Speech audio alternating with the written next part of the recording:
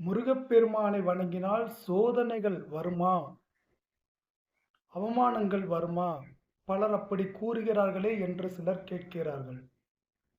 எனக்கு தெரிந்து நான் புரிந்து கொண்டதை சொல்கின்றேன், நீங்கள் கேளுங்கள். முருகப்பெருமான் நம்மை ஏன் சோதிக்க வேண்டும்?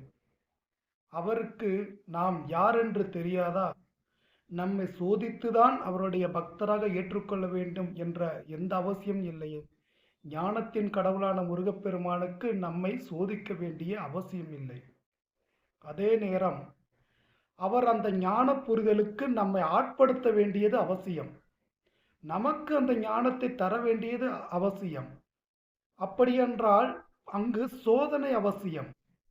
ஆனால் அந்த சோதனை யாருக்கு அவசியம்? நமக்கு. நமக்கு சுய பரிசோதனை அவசியம். நாம் என்ன செய்கின்றோம்? நாம் என்ன செய்தோம்? என்ன பேசினோம்? என்ன செய்ததால் என்ன விளைவுகள் வந்தது? நம் உடன் இருப்பவர்கள் யார்? அவர்கள் எந்த நோக்கத்திற்காக நம்முடன் இருக்கிறார்கள்? அவர்கள் நம்மிடம் எதை எதிர்பார்க்கின்றார்கள்? இப்படி எதனால் நமக்கு துன்பம் வருகின்றது என்பன போன்ற பல விஷயங்களை சுய பரிசோதனை நாம் செய்ய வேண்டியது அவசியம்.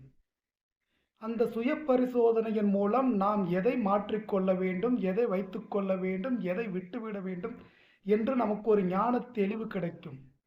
அந்த ஞான தெளிவின் மூலம் நம் வாழ்க்கையின் அடுத்த கட்டத்தை நாம் எப்படி அமைத்துக் கொள்ள வேண்டும், இது போன்ற சூழ்நிலைகளில் நாம் எப்படி நடந்து கொள்ள வேண்டும், இதைவிட மோசமான சூழ்நிலைகளை எப்படி நாம் கையாள வேண்டும் என்பதை புரிந்து கொண்டு நாம் அதற்கு அடுத்த கட்டத்திற்கு செல்கின்றோம். அதற்கு நம்மை ஆயத்தமாக்கி தயாராக்கி கொள்கின்றோம். அதற்கான சோதனைகளாக சில நிகழ்வுகள் நடக்கும். அது முருகப்பெருமான் நம்மை சோதிப்பதற்காக அல்ல. நாம் இப்போது இருக்கக்கூடிய நிலையிலிருந்து மேற்கொண்டு முன்னேறி அடுத்த நிலைக்கு சென்று இந்த பிறவி கடலை கடந்து நாம் இந்த பிறவியில் நாம் எந்த நோக்கத்திற்காக வந்தோமோ அந்த நோக்கத்தை நிறைவேற்றி இறுதியில் இறைவனுடைய திருவடி அடைவதற்கு நாம் என்ன செய்ய வேண்டும், அதற்கு நாம் எப்படி தயாராக வேண்டும் என்பதற்காக சில நிகழ்வுகள் நடக்கும்.